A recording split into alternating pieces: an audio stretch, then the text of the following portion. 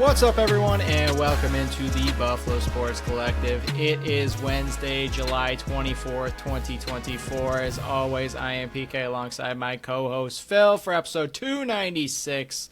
Hopefully that intro played for everybody listening on YouTube. We've still been having issues with that. When it works, it is a full blast, and when it doesn't work, it's not playing at all, and I look like an idiot because it's playing in my ear and it's not playing there. But Phil, before we kick off this episode, because it's a jam-packed episode, I don't know if you know this, but the Olympics are kicking off on Friday, the Summer Olympics. What sport would you want to be entered into if you were to compete in the World Olympics for the gold medal, even though it's unlikely either of us would ever get on the platform? I was wondering, so are you asking essentially what I think I might be the best at if I were to randomly enter? Your goal is to either have a ton of fun or try to place. Okay, well, obviously, I'm not placing in anything. I'm not an Olympic athlete. So I had a few summer ones that looked like they'd be fun, things from my past times of enjoying, sports. Handball, I thought I'd actually be a decent goalie. When I was a wee lad in elementary school, there actually was a handball team or a little league inside our school, and I was the goalie for that and did all right. And then obviously I turned into a pretty okay soccer goalie, so I think I could handle that. And maybe an Olympic level, I'm sure they would demolish me. But if I had to be thrown in, called up randomly to join something, I think handball goalie would be up there. As far as kind of just fun / something else, mountain biking I've done in my past. Those guys are insane, guys and girls. Anyone who does Olympic mountain biking or any of the mountain bike competitions are just wildly impressive. I would fall off immediately. The second I started, I'd fall off. So that would end that run really quickly. And then we went to the Renaissance Fair a while ago now, and we tried our hand at archery at one point, and I did yell out Katniss Everdeen and demolished the bullseye. So Can confirm. Yeah.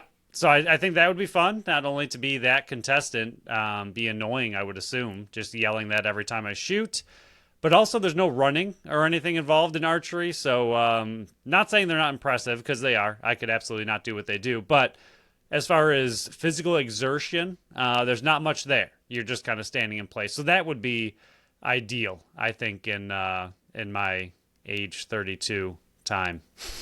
Yeah, I think if I were to enter something that I think I could compete my best in, it would be the 100-yard dash.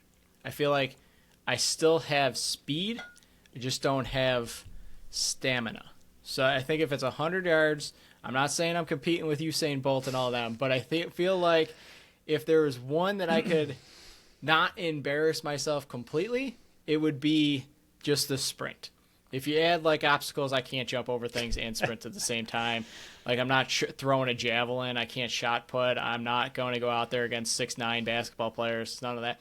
But if we're going for entertainment, I'm doing the floor routine of the gymnastics. That would be my thing. If I'm going out there, I'm going to twirl that ribbon around. I think I'm going to embarrass myself completely, but I think I would have the most fun doing the floor routine of the gymnastics. But I think I would compete the best in the sprint. I don't think because even Brooke was making fun of me the other day. She goes, "You got short little legs." I was like, "Yeah, and it takes me longer to get places. This is what I've been saying my entire life. 5'8", I'm short, and it takes me longer to get to locations because my legs are so short." But yeah, I would pick sprinting, and for funsy, it would be the floor routine. Yeah, I think handball, I could make some saves for sure. So I think I could come up with a few goalie saves. That seems fair.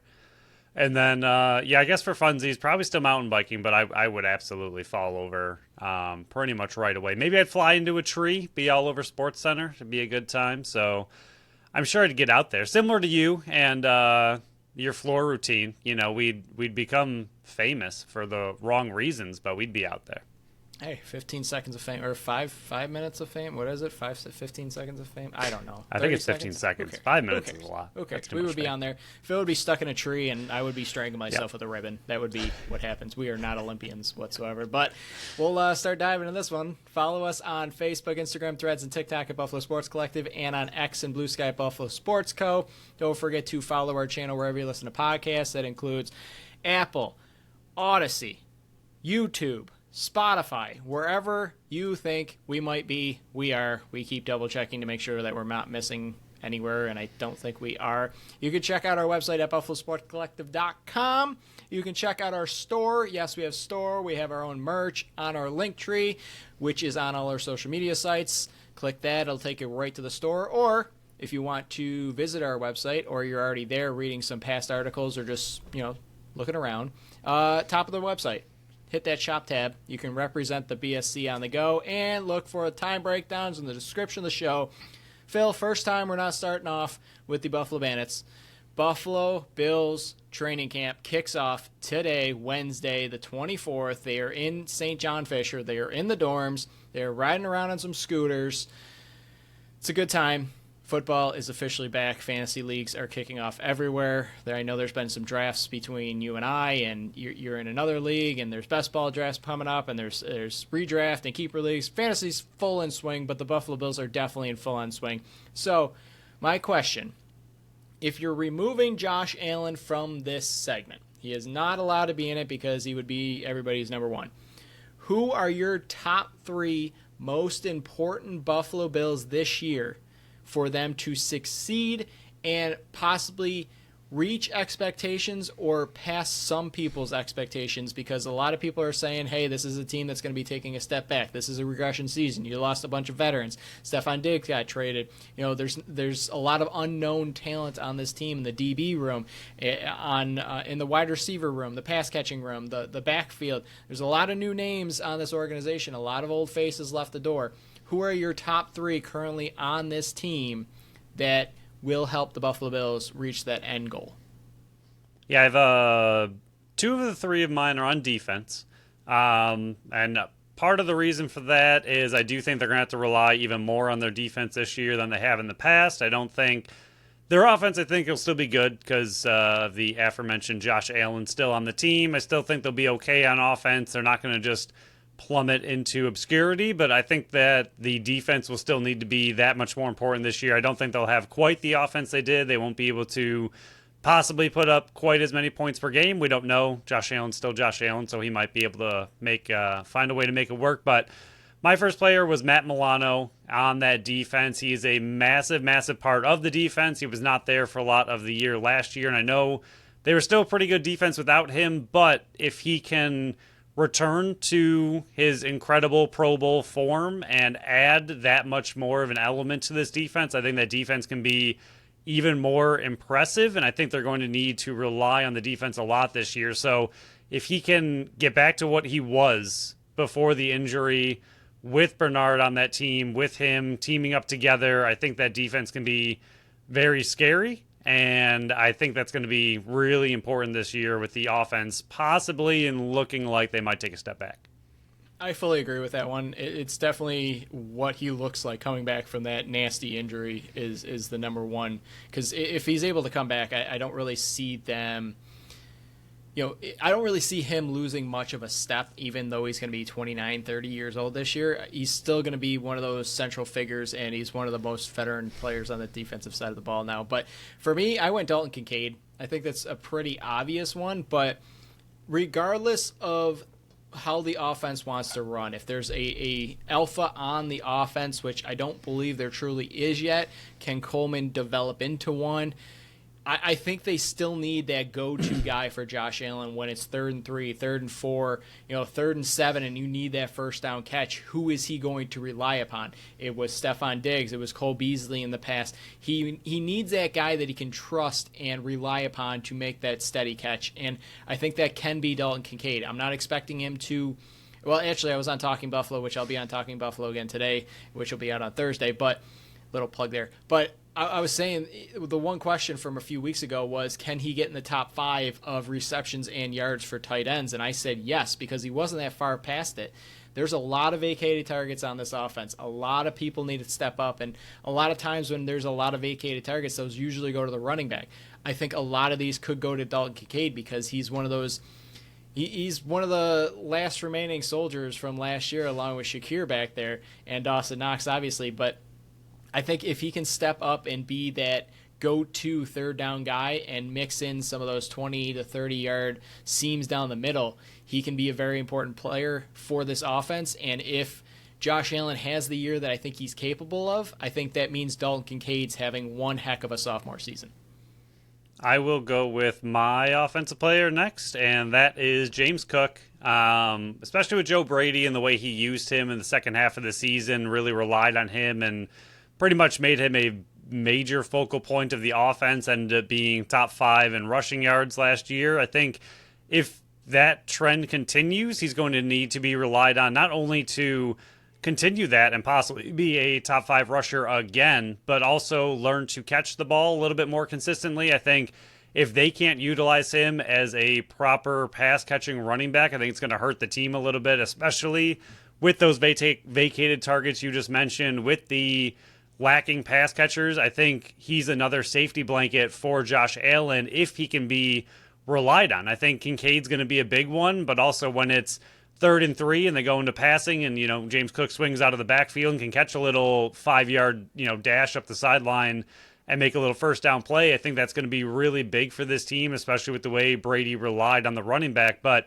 if he's going to continue to drop the ball and Josh Allen does not have faith in him, I think that's going to be a massive missed opportunity for the entire team, not just the player, but I think the team needs that right now from their backfield, from their running back. So I think it's going to be really important for him to be able to catch and be able to be relied on. I think he's going to need to have a really big year with the way the pass catchers are shaping up. And also, like you just mentioned for Kincaid, be another one of those safety blankets for Josh Allen so he's not running around like crazy and trying to do it all himself, which I am a little bit worried about with this upcoming season. That not necessarily hero ball, but I'm worried Allen's going to be taking more on than we would like him to.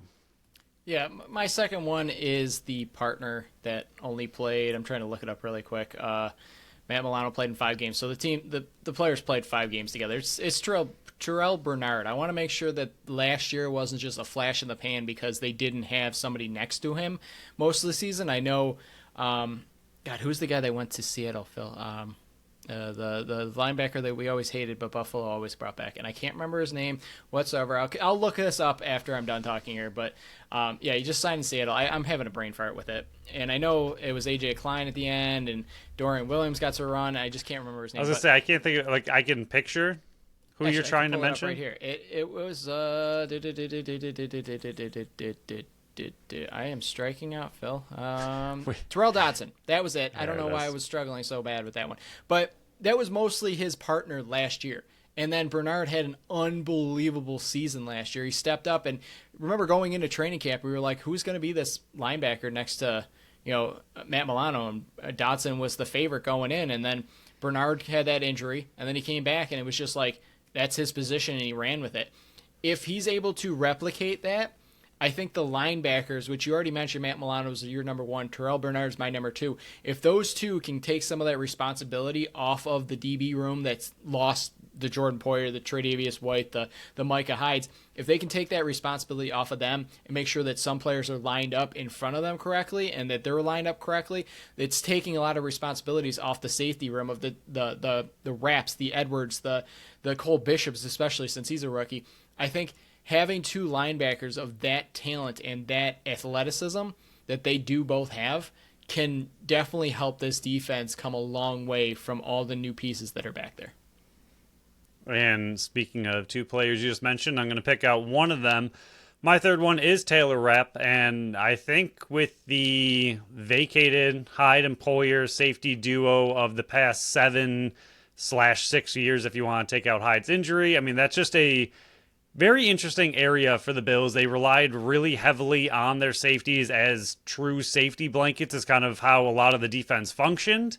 And with those 2 being completely gone, now Taylor Rapp pretty much stepping up as your number 1 safety.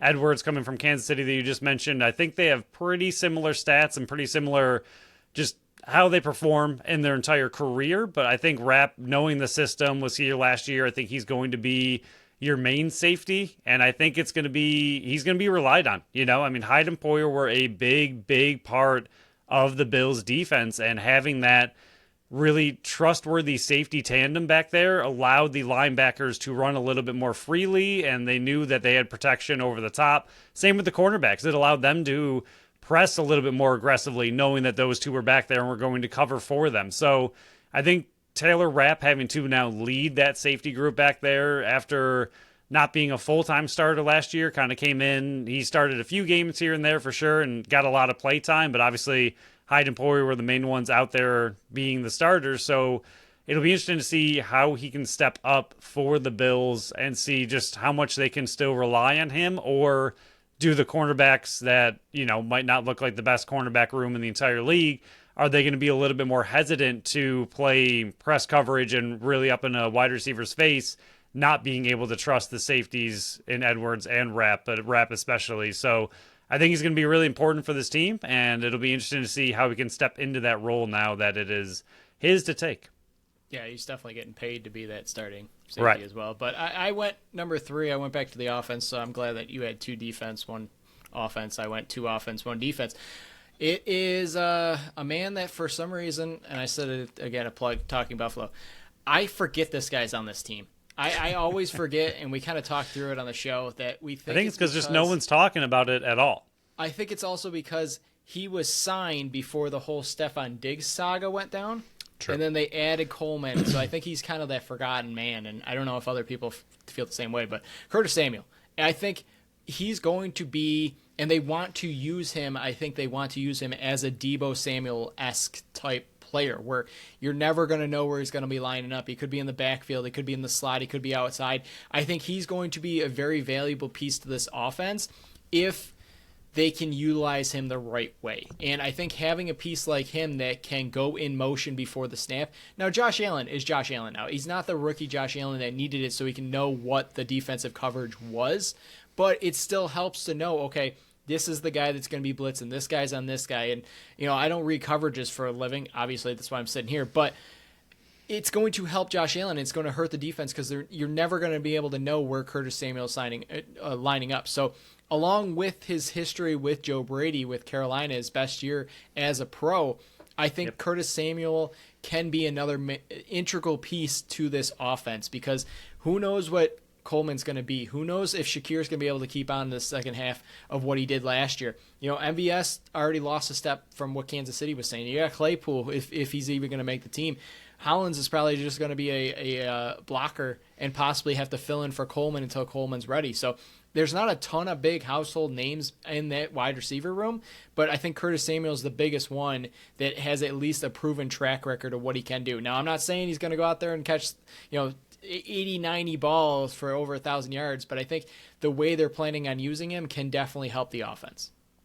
Yeah, he's going to be really big. I do think his connection with Joe Brady in the past is also going to be massive. I mean, they know how he knows how to utilize it, like you just said. Like, the big thing with a player like that is his utilization and finding his best way to be used in the offense, especially they don't really have a wide receiver 1, right? So, I mean, if he's going to get another team's best CB, I mean, no offense to Curtis Samuel, he's likely not going to beat that guy one-on-one, but that's where getting him moving a lot, getting him in the backfield, disguising where he's going to be, that's where Brady, I think, and his past with Samuel can really kind of work out to the Bills' advantage, and also Curtis Samuel's as well. And I think he should be the wide receiver 1, I would assume.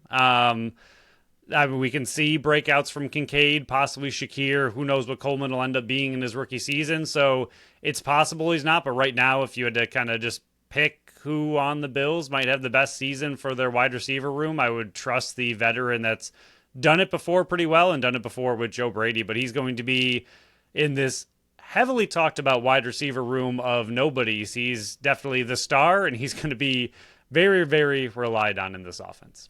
So that will wrap up this Bills segment. I got a fun little game to play with Phil next week as we dive further and further into training camp. Real Bill, fake Bill will be back for one more time before we dive into some actually more serious Buffalo Bills news. But we will move on to the Mad Matty Minute. Yes, it continues every Wednesday until we get word on Mad Vince and his plans. I will be offering my services to entice him to come back. So far, to wrap up to recover what we've been doing so far, cleaning up after his animals, I'm returning his packages, I'm getting him food, I'm his water boy, his charger boy, his light guy, and his gardener.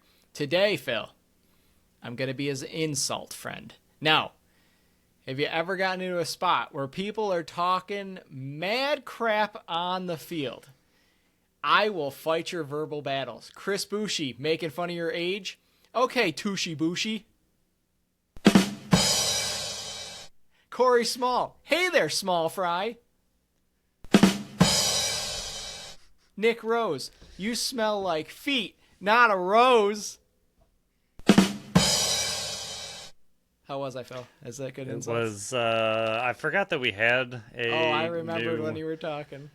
I forgot that existed, and it was only a matter of time before you ended up using it. I mean, wise decision, wise choice of a spot to put it in. Giving you the soundboard is it's scary. It's scary. Good.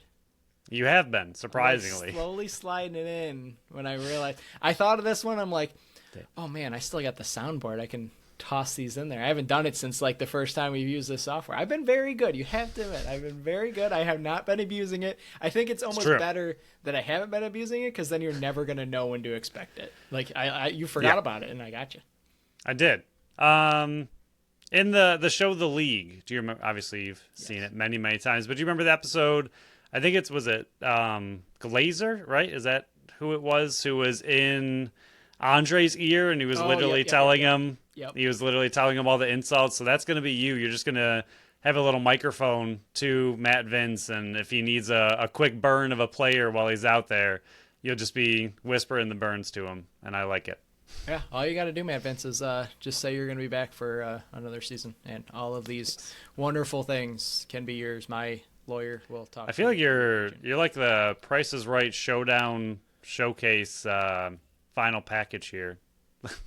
All of these could be yours and more if you decide to come back officially. I'm that like conditional seventh that can turn into a second if you win the Stanley Cup or something like that. I'm the added bonus. But yeah, talking about goalies here, let's transition into some massive news that went down in the NLL. Christian Del Bianco, Phil's best friend and his true love in net, it's true, has announced he is officially not re-signing in Calgary. And now I'm reading between the tea leaves here, and I've talked to a few people, and I think this is all in the same. We're all in the same thought process. I think him saying I'm not re-signing in Calgary, and him explaining, hey, I got a construction company now. I'm not a teenager anymore. He put this all on Instagram. I got an upcoming wedding coming up. I can't be doing all this traveling to Calgary nonstop. Now, reading between the tea leaves, they can still franchise him. If I'm him, which it sounds like he's planning on doing, again, all speculations not confirmed yet, sounds like he'll go on the holdout list and not play this season if Calgary tries to franchise him and not try to move him. Now, everybody's speculating. There's a lot of speculations out there that not that he's forcing his way to Vancouver, but Vancouver would be the perfect place for him because he only has to travel to 9 games then because he lives very close to the Vancouver area. It would be a short commute to those 9 home games. Then it's just 9 away games that he has to commute for. Plus, former coach Kurt Malowski is also sitting there. That helps him a bit. Plus, Vancouver's kind of in a need for a goaltender. I know I like Aiden Walsh. We both liked Aiden Walsh, but I think if Christian Del Bianco is the best goalie in the league right now, is on the table, you're going to take a shot at him. But I guess, Phil, what does this mean to the league? You know, we talked to Adam Levy. He confirmed that if you were franchised, you can still be traded. We gave out the examples of Frank Scigliano with San Diego last year, got franchised, then traded to Saskatchewan. So I guess what is your thought process with this massive news? Because this whole offseason, even talking about Calgary, Christian Del Bianco is not going anywhere. They're going to franchise tag him before he's going anywhere. He's never going to hit free agency. I still don't think he's going to hit free agency regardless, because come July 31st, if they don't have a trade worked out to move him, They're just going to franchise tag him and extend that timeline. But I guess what does this mean for the entire league? Yeah, I think that's the one of the more interesting things about it, and something you and I have discussed a lot with these players is that they need to hit unrestricted free agency much, much sooner in their careers and have much softer restrictions on when you can become an unrestricted free agent. And hopefully, honestly, I think this is good for the league in my opinion as a whole. It's good for which the it's weird for the league. Yeah. Exactly. And I think that hopefully that forces some kind of change. And what we're talking about is essentially a massive star player for a team is openly admitting that you can franchise me, but I will not play. And I think part of the reason that this is becoming an issue is because of how free agency works in this league and trades work in this league. It's all a bit tough. Trades are a whole different thing, but I think if he became a free agent a little bit sooner in his career, he'd have a little bit more freedom to do what he wants as a player. And I think now you're running into the point where we've talked a lot about this with Calgary in their offseason, and now the move for Dixon makes even less sense. That team's going nowhere. I mean, no offense to Calgary fans and Calgary, the storied franchise. You just won a championship a few years ago. You're fine. Losing one of the best goalies in the entire league and a team that already looks like it has a lot of holes and is losing a ton of top talent this offseason, Zach Currier as well. They're not going the right direction. And if he's willing to say that I'm going to hold out, I honestly think it's good for the players around the league that a big star player like this, a face of the NLL, is coming out and just kind of admitting that he has the power in the situation, not the team. And hopefully in the future that will draw some less restrictive, unrestricted free agent kind of rules and different ways that teams can kind of work around this and give a little bit more freedom to the players and less to the team, because the current rules, I don't know if you have them off the top of your head, but they are ridiculous to both of us, I think. So hopefully, I mean, in general, I do like it for the power of the players. It's really bad for Calgary, but it also sounds kind of like Calgary knew this was coming, based on the letter that CBD gave out, not knowing what telling Calgary shortly after the season ended means. But I would assume they knew about this. It sounds like they knew about this, and they still have a good relationship with him and everything that they've done for each other. I mean, he helped them win a championship, which is fantastic, and now he's ready to just kind of move on or hold out, whatever he's got to do. I don't blame him in the slightest. It's something that we've been talking a lot about again this offseason, that I felt really bad for him if he got franchised to a team that seems like it's going backwards and is not ready to make that huge push for a trophy or a final. So he was in a very tough situation, and I'm happy that he has found a way to seemingly get the power back in his side.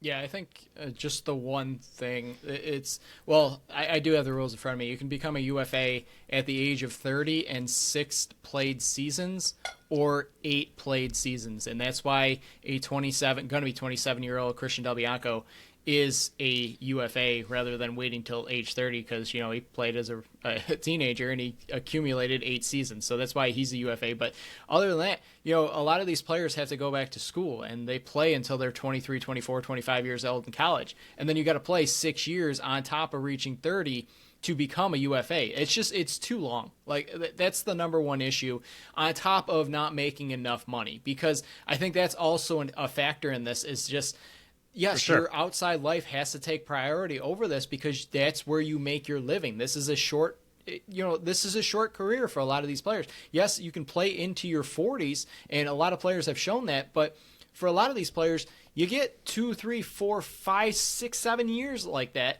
and then you're done. And you don't make a ton of money playing this sport yet.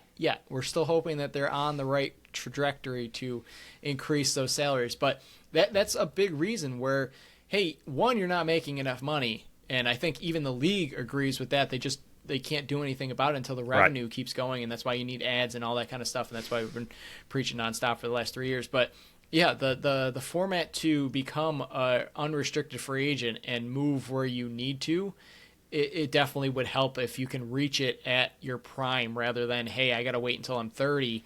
I'm at the peak of my career on the downside of the 30. It kind of stinks for him. But as far as how to tie in the Buffalo Bandits here, he's not coming to Buffalo. I'm sorry to break it to you, but if Calgary was too far of a trip for him, Buffalo's much too far of a trip for him.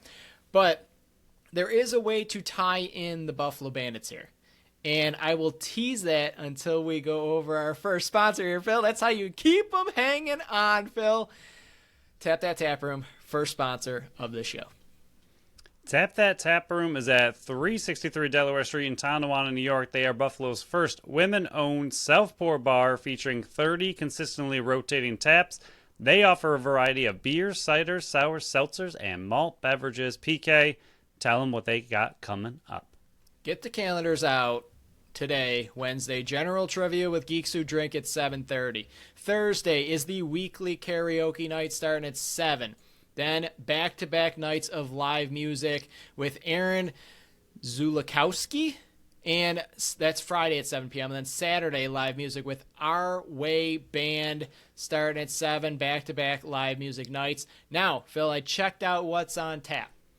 You have to go there and try the orange creamsicle cider from Down East Cider House. Phil and I have both had it. It tastes like candy. It's absolutely delicious. Tell them the BSC sent you, and let's try to kick that keg, Phil. Let's try to tap that tap and drink them dry. Let's force them to have to switch over that keg. But for any other events, check out their Facebook page or check out tapthattaproom.com to see what's on tap and what's on deck. For the little tease, we were in our DMs and working to try to find out more information on Christian Del Bianco, and we were talking to Dave Buchanan. And I feel more confident saying this because he put it on X later on. He brought up the idea of how to get the Buffalo Bandits involved here. Phil, what have we been saying they have too much of for the longest time, nonstop? Championships and talent? Okay, on top of that, what do they have this offseason of too many? Draft picks, I believe. Very true. They have 3 first-round draft picks and an early second-round pick. Why don't, old Chugger help out his buddy Kurt Malowski in Vancouver and help him facilitate this deal that we all know without it being spoken that Christian Del Bianco wants to go to Vancouver because it's much closer. Why don't Buffalo make a little phone call to Calgary and say, hey, I see you're in a little pickle here. Your star goaltender doesn't want to play with you, and you're going to be stuck having him on the holdout list. What can I do to help you ship him to Vancouver? Call up Kurt Malowski. What can I do to help you get Christian Del Bianco? I got 3 first-round picks. Don't you think Calgary might want those because they're going to be shipping away their corner franchise best player they've ever had? This is not me saying you use the 3 first-round picks to go get Christian Del Bianco. I already explained it. He's not coming to Buffalo. But you can use those draft picks to help facilitate this, and then talent comes to Buffalo that helps them. You can be that middleman that helps them. I'm giving Dave Buchanan all the credit on this one because he came up with the idea of how to kind of entice the Buffalo Bandits to get involved in this and keep Christian Del Bianco as far away from Toronto as humanly possible, although Vancouver's going to be very, very scary. But I think that's one way that even without Christian Del Bianco coming to Buffalo, which not happening, but you can get Buffalo involved and help Buffalo help other teams as well. I think it could be a win-win and loss for Calgary, if you know what I mean. And do you have...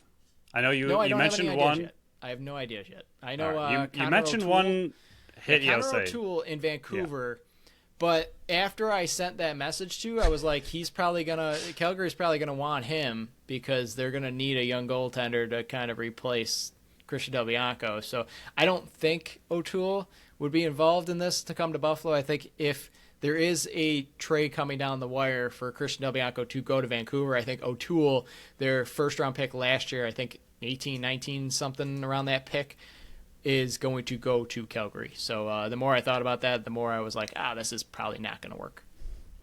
That's fair. Yeah, I'm trying to look at their roster real quick. I mean, they definitely have some talent that would be very interesting for the Bandits. So it's just something to hopefully keep an eye on and maybe see what happens and kind of lead into our next segment. But yeah, I mean, it's always just, even if nothing comes of it at all, it's just fun to think about and go through these wild scenarios, which is why the fans of the NLL have been clamoring for more information on contracts. And I don't mean money. I mean who's a UFA, who's an RFA, just a very simple, other than PK's ridiculously impressive spreadsheets, which help our podcast and help us tell all of our fans and everyone who wants to know what's going on. But fans enjoy the wild speculation of what could possibly be, and I feel like the NLL makes it very complicated to speculate wildly. But even if nothing comes of this, go look at Vancouver, look at their players, see who you might want, go have fun with it. What would you do in a trade for Vancouver to get some of your picks that they can send over to Calgary and get CBD like they want, and CBD get out of Calgary, because that is a sinking ship you do not want to be on. Yeah, this, regardless of how it all works out, it's going to be an absolute massive deal that's going to break the league. He's 27. He's in the prime of his career. He just won an MVP and goaltender of the year 2 years ago, and he might be one of the, if not the best player in the NLL. It's going to cost a lot. It's going to cost you a lot of money to get Christian Del Bianco, because if I'm Calgary, even though he might not play with me, if I don't get what I want, he ain't playing with you. So there you go. But yeah, to tie in with what Phil was saying, we're going to go over every single UFA that is currently on the market, the biggest names out there. Now, this does not mean that Buffalo is going to sign them. Similar to Christian Del Bianco. Christian Del Bianco is not coming to Buffalo. I think I got to preach that nonstop, because there's going to be so many Bandits fans out there that hear this segment or see that information and go, why don't you trade for him? And then Matt Vince doesn't have to come back, blah, blah, blah, blah, blah. And they don't read between the tea leaves that he's not playing Calgary. He's not coming to Buffalo.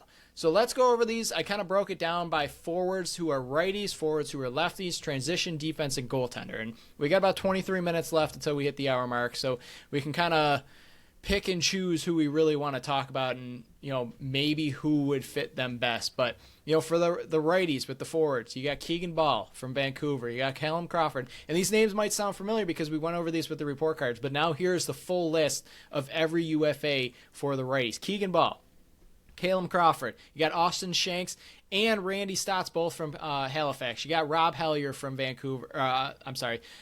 You got Ben McIntosh from Philly. You got Stephen Keogh, who played after getting traded from Rochester. He went over to New York, which is now Ottawa. Josh Courier, who's Calgary. Might lose him. Dan Lintner.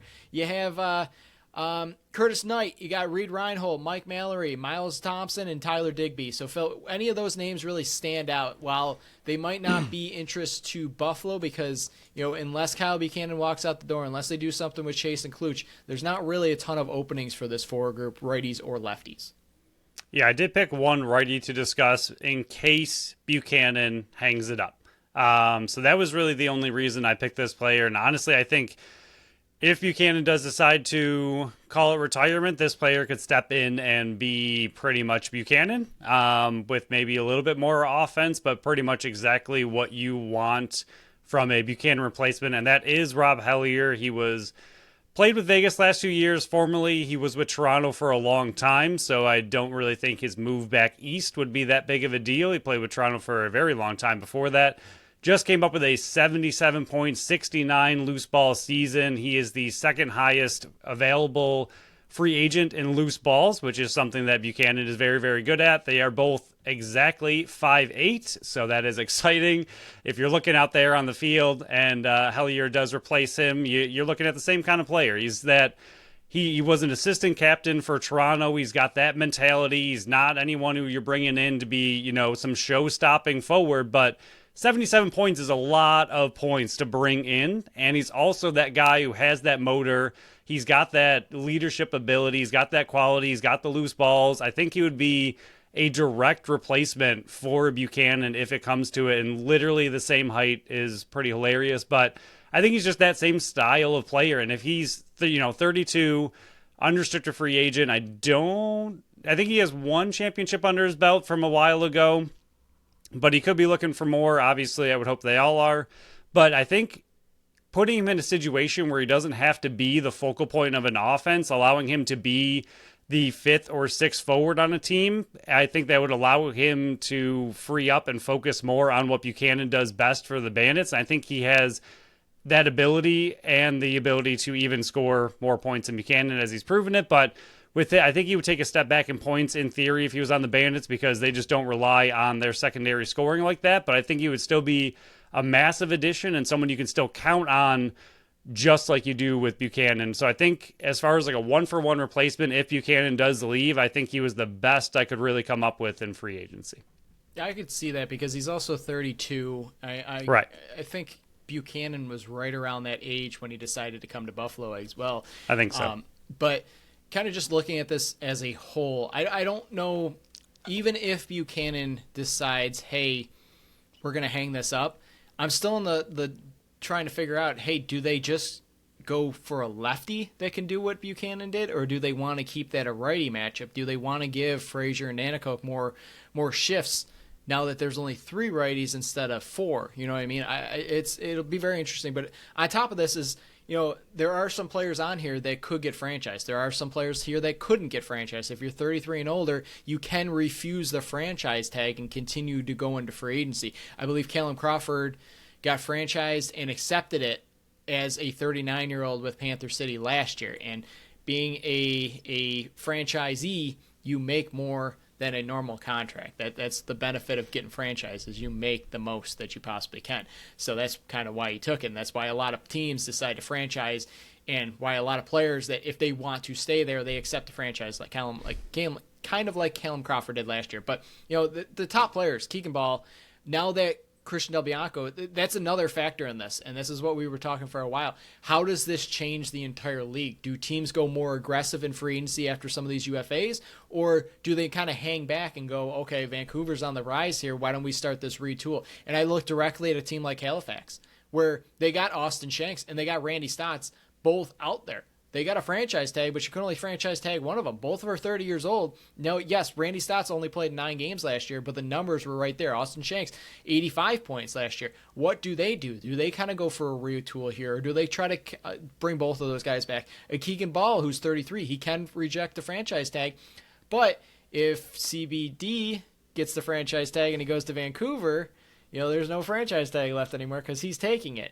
So it's all those kind of pieces of, hey, this thing happens, what happens here? Kind of like what our report cards were. If this happens, what are we doing to replace?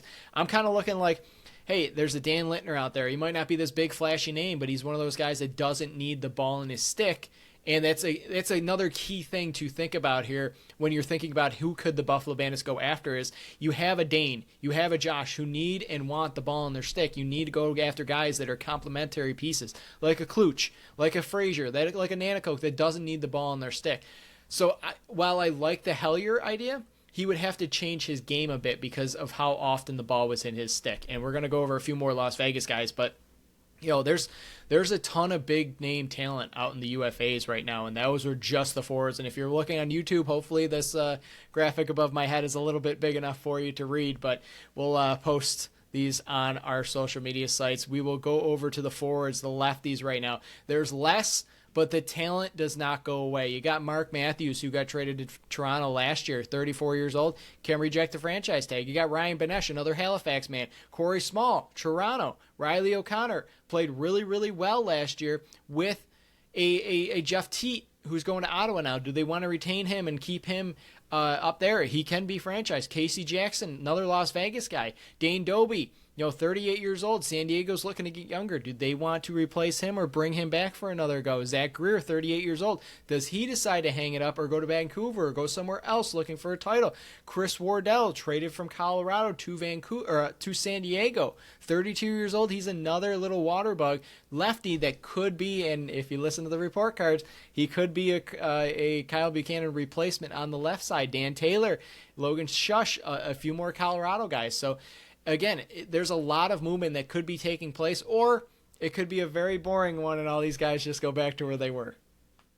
Yeah, I think it's that wild speculation of what fun an offseason could be for the NLL, but realistically, I would love at some point, I don't know if we will ever have that ability, but to go back and maybe see, like, even if we just took one offseason instead of, the history of the league, what is the percentage of players that just go back to their team versus the percentage that do move on and go somewhere else? And it's the same in every single year.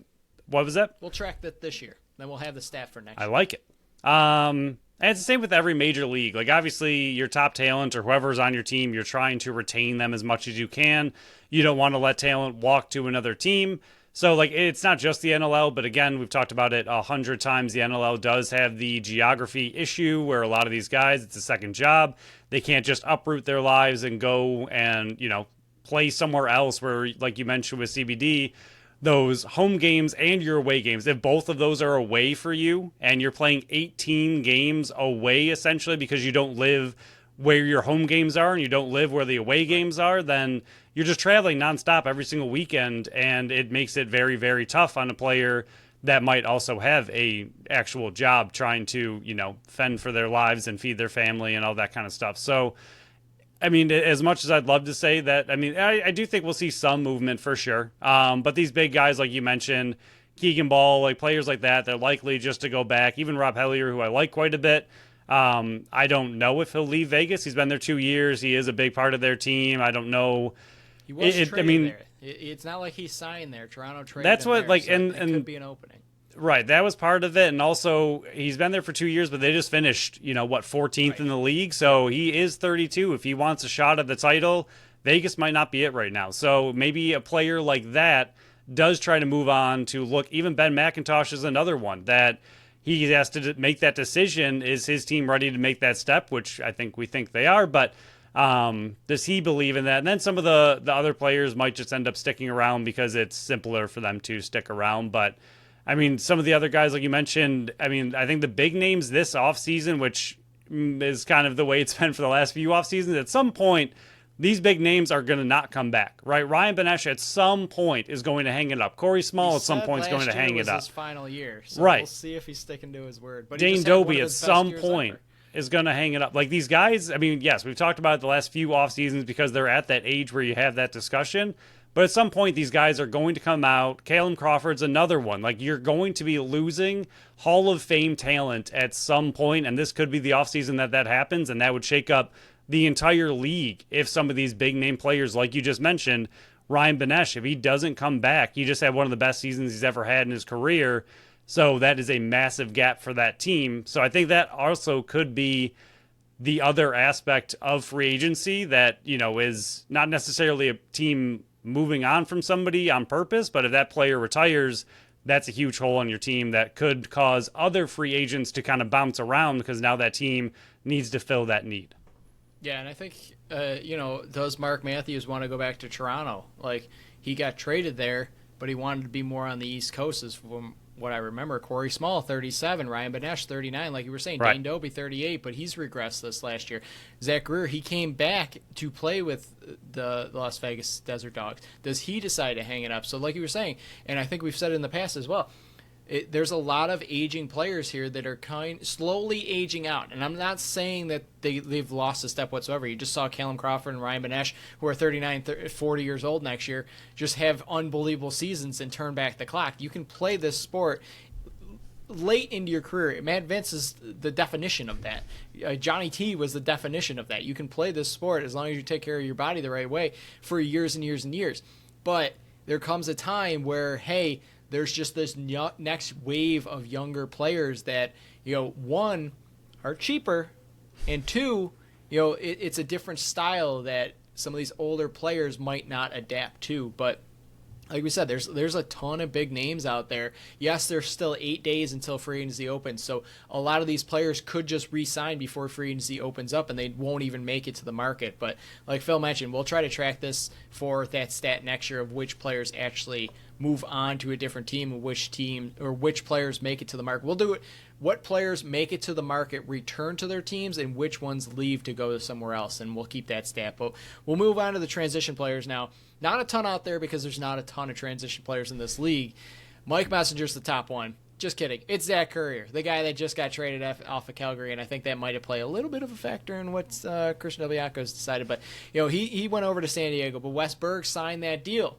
So that leaves a franchise tag open for Zach Curry. I don't think he's leaving San Diego, especially with the amount of money or the value that they gave up to get him, which wasn't as much as Calgary gave up to get Curtis Dixon. Confusing brain. Mike Messenger's out there. We've mentioned him a ton of times. Joey Capito, Jeremy Thompson, Tyler Burton, Brandon Cleveland. He missed all last year.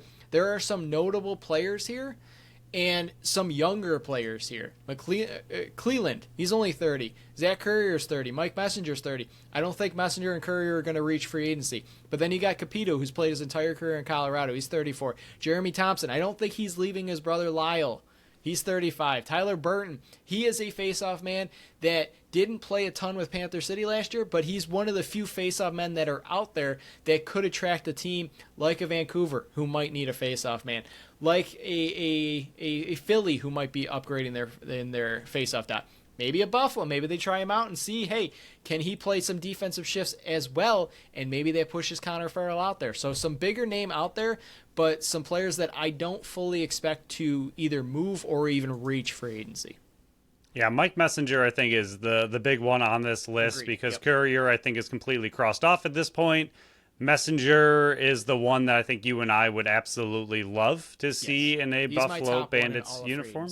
I completely agree, and I also agree with you. I don't think he's going anywhere. Sadly, he's been with the Rush his whole entire career. He was 11th in the league last year in faceoff wins alone, but he also split time with another player on the Rush, Bobby Kidd III, who took 143 of them, and Mike took 315. So being 11th in the league doesn't sound amazing, but he also split quite a bit of those faceoffs. But he is literally exactly what you want in a faceoff guy, what you and I want in a faceoff guy, and that is 35 caused turnovers, that is 27 points, and that is a 40-plus percentage faceoff guy who can take it and also do everything else you're looking for in a player in general. I mean, 35 caused turnovers is one of the highest in the entire league, so he's an incredible defensive player. You throw 27 points into that, he's an incredible offensive threat as well. You throw the ability to have a 42% face-off dot percentage. He's literally everything that we possibly want in a face-off guy. Like you just mentioned, number one free agent, I think, by far. I think the Rush are kind of on their way up again, so I don't know if he would really leave, especially in his prime at 30. I don't see him jumping ship or going all the way to Buffalo, but if there was any possible way that they could sign him, that would be just beyond incredible and the exact kind of face-off guy that you and I are looking for. Yeah, and besides Callum Crawford, they don't have a. I'm sorry, I'm looking at the wrong one. Why was I looking at Panther City? I was going to say I thought they only had one other UFA. They do. They have Mike Mallory, who we're going to be talking about in a second. We already talked about him. He was forward, and then Mike Messenger is the UFAs. They have two UFAs. They have two RFAs, and then a few guys that they retain their rights. So I don't think they don't have a ton of work to do to retain their own players, and they have a franchise Correct. tag available. I don't think Mike Messenger is going out there, but as you were talking, just describing all of it, I was drooling a little bit. I don't know if you. I was kind of trying to clean myself up. I didn't see it, but same. That's exactly what you want. That pinpoint. He might not be up there he's not up there with the Jake Withers, the T.D. Erlins, the Trevor Baptiste in face-off wins. But guess what? I don't care. I want a guy that can hold his own in the face-off, not get burned, and also play defensive shifts. And on top of that, like you mentioned, 27 points, man. Like, he can do it all. Like, that's the exact type of player that we want for this team. He's like Ian McKay, but Ian McKay didn't really want to take the face-offs. He did it because they needed him to. Mike Messenger seems like he could do this. Why not, Phil? Why not? Like, just let one nice thing happen to me. I've been doing this, madman. I've been trying to help you, Bandits, trying to keep mad events. You can at least help me getting Mike Messenger. Hey, you got 3 first-round picks. If you're not going to help, Christian Del Bianco to go to Vancouver, Mike Messenger, man, come on. I know Saskatchewan probably won't move it. Let's move out of the defense. Phil, that list is real small. I don't think anybody's going to be able to see it, so we're going to go over some names here. The defense. This is the area that we've been talking about for the last month and a half of if they're going to have any not big time sweeping changes, because why would you do that on a 2-time defending champion? But if they're going to change any of the back end of their roster, I think it's going to come in the defensive area if you're going to do that in the free agency market. So you got Chad Tutton, Tor Reinhold, Liam Burns. If any of these names sound familiar, it's probably because we've talked about them a lot. Damon Edwards. You got Ryan Wagner. You got Jeff Cornwall, Mike Manley. You got Adrian Sorichetti, who took the year off 2 years ago, played for Las Vegas last year. Billy Hostrauser. Again, going to have to talk to Nick Weiss. David Brock, Ian Lord. I think David Brock's probably going to retire. I think Ian Lord's probably going to retire. I think David Brock's done forever. Brett Madisk. He's from Vancouver, but again, with the rumors of Christian Del Bianco, a lot of this is going to change what our prior opinions were, because we once didn't think Christian Del Bianco was available. John Rannigan, Brody Merrill, who already took a front office job with San Diego, but he's still technically a free agent. Sheldon Burns, we've talked about. Eric Sewell, Leo Storos, Josh Sullivan, Luke Manigan, John Lintz. I think a few of these guys that I've mentioned there are likely on their way to retirement after a unbelievable career. But there are some players back here that reach free agency. The Ryan Wagner's 30. The John Rannigan's 31. You got Leo Storos who's 30. So a lot of these players are hitting the UFAs right when they want to, right at that 30 mark, right when their value is the most and can make the most in free agency. So a lot of these names are out there, but there's not one of those, in my opinion, there's not one of those top tier names like you saw in the forward group. Yeah, you and I have one shared option and a couple different ones. One of mine is a bit of a reach, but with the new news, it kind of helped my cause for possibly getting this player, because he might want to jump ship while he can, because Calgary... I don't want him. I don't want him. Okay. I'm bitter. If we're talking about the same one. From Calgary? I don't know how many are from Calgary. Are you talking about Jeff Cornwall? Why are you bitter? Isn't he the one that scored the game winner? Oh, he might be. I'm pretty sure he's the one that scored the game winner in overtime. All right, well, moving past the fact that he can score our game winner now. So going over some of these, you and I did cross on one of them. You already mentioned another one that we mentioned on one of our recent episodes with Toronto, but I mentioned him again. He can score our championship goal now. So Saskatchewan to end it. I'm looking at it right now. Yeah. Way back. Yeah. That's old news. We got so many ships now, you know. But yeah, Jeff Cornwall is one of the ones I am eyeing, especially with CBD now out the door. Zach Currier out the door. He's 33 years old. He's an unrestricted free agent. He's someone that I could honestly see in Calgary. He might just ride it out and enjoy not really moving. But he's a player that has switched teams a few times now, and I think he's been with Calgary for a little bit. They did trade for him, but at the same time, that whole team is to me still, and we're being very harsh with Calgary, but I think they kind of deserve it right now. They're going the wrong way. He's 33. He might just see his way out of that team and let them restart without him.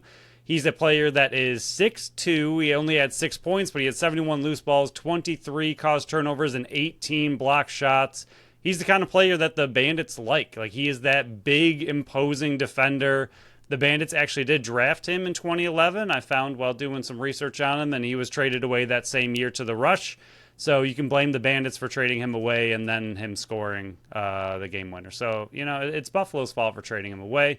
I do like him quite a bit, though. I think he would fit what the Bandits have on defense, what they look for. He's still in a good spot. He's still putting up great numbers, and I think he's a player that if he wanted to leave Calgary, I know Buffalo is quite the trip away, and he's only played for Canadian teams his whole life, so we'll see if that would change. But maybe he wants to change the scenery, and again, with your goalie out the door, with Courier out the door, Calgary looking interesting, he might want to change scenery and move to a different team, and I think Buffalo would be a great fit for him. Yeah, I think the advantage of this defensive market is the type of player that you're looking for is out there if you want to change it up. There's not that Matty Beers from last year. There's not those top-tier talented players, and that's no shot at any of these players out there right now. But if you've already got the star players, you already got the foundational pieces back there. You're just looking to replace or upgrade the 7th, 8th, ninth defenseman on your team, and I think a lot of these players can do that and can step up into bigger roles because they've shown that if the injury bug does happen again, because it's the NLL, it's lacrosse, a lot of things happen, but there's a ton of defensemen out there. You see the list behind my head. Again, it'll be all out of the social media sites that you can actually read it all. It's this is the rough copy. It'll be a little bit fancier because Brooke's getting her hands on it. But we'll move on to the last topic here. Goalies. There's 4 of them. And originally, thought Christian Del Bianco wasn't going to reach it. I still don't think he is. But Nick Rose, don't think he's leaving Toronto. You got Tyler Carlson. He's likely to go back to Colorado and continue to back up Dylan Ward. You got Christian Del Bianco again. He's not leaving Calgary unless it's getting traded. Then you got Aaron Bolt, who's 39 years old. Does he hang it up, or does he want to become a backup somewhere? I think Aiden Walsh would be the backup in Vancouver, or would it be an Aaron Bold? Because Aiden Walsh could be an asset. I hate using players as the word. I like using draft picks as that word, but he could be a piece that Vancouver could use to acquire a Christian Del Bianco. So he might be on the move. So is there an opening as a backup in Vancouver? But as we've said, there's not a ton of goalies out in this market. So if Buffalo, if Matt Vince does not return, you're not getting a starting goaltender in the free agency market. You would have to make a trade, and that's what we've been trying to say all offseason. But there's 4 out there right now that are earmarked to be UFAs come August 1st. Would you trade for maybe a Zach Higgins? Is that? We had to squeeze that in there, didn't we? Ding! We paid the bills, boys. We paid the bills. Can't talk about goalies and not mention the one you've mentioned on every single episode. Can't talk about the BSC without talking about Zach Higgins. Oh, man. I wonder if he knows how much where Zach Higgins He won the MSL MVP this year. There you go. He was really He's good. on his way up. He was very good in major series lacrosse. You gotta swoop in and get him now. Evan, by the way, Evan C. Also having a very good season in juniors. Very wildly different leagues, but just throwing that out there. I looked it up the other day, which is why I'm mentioning it. He is having a better year than his last year, which was also really good. So good to see his development. That is kind of what we have to talk about because these goaltenders are... not going to talk about these free agent goalies. Not a ton to talk about. Christian Del Bianco, 19 assists last year. Whew, don't you wish you still had Shane Simpson and Zach Carrier at Calgary? Okay. But Phil, is there anything else to this episode before we shut it down? We're right at that hour mark, a little bit over. This is a good one. We did good timing on this one. I'm very proud of us. We had a lot to get in there, and Christian Del Bianco, like him so much. What could have been, Phil? You had that split second of thinking it could be a possibility, and then you read. Yeah, no, there's never been. I don't think there's ever been a realistic thought in my mind that he would ever end up in Buffalo. Zach Courier for a second though, because when I could have seen there was potential there. But that will pretty much wrap up this episode. Like I said, all those graphics that were above my head, they're going to look prettier. We're going to put them out on our social media sites so you can kind of see who the UFAs are because guess what? The NLL won't do it for you. We'll do it for you. But free agency kicks off August 1st. So Buffalo, they got a lot of UFAs and a lot of RFAs. They got to get deals done. So next show, which will be airing on the 31st, we'll be recording it on the 30th.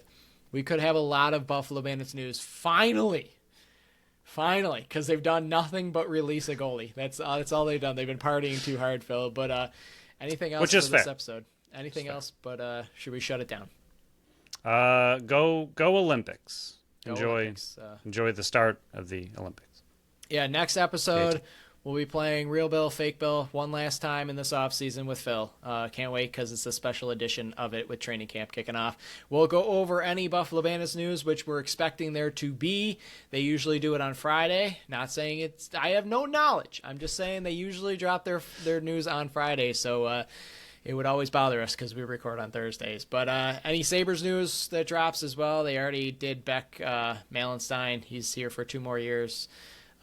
Trade Peyton Krebs, boys. Trade Peyton Krebs. But more importantly, next episode will be the final episode before Phil has a ring on his finger. We'll party a little bit pre-wedding for our co-host, Phil, before he goes through his nuptials, which we'll be partying up next weekend. But that will end this episode of the BSC. Thank you all for listening to another episode of the Buffalo Sports Collective. Follow us on Facebook, Instagram, Threads, and TikTok at Buffalo Sports Collective, and on X and Blue Sky at Buffalo Sports Co. Visit our website at buffalosportscollective.com. You can check out our website or check out our store on our link tree on our socials, or at the shop tab at the top of the website. Just hit that shop tab. It'll take you right to the store. You can follow our channel wherever you listen to podcasts, and make sure you leave us a review on Apple and Spotify. Until next time, including you, Christian Del Bianco. Bye-bye.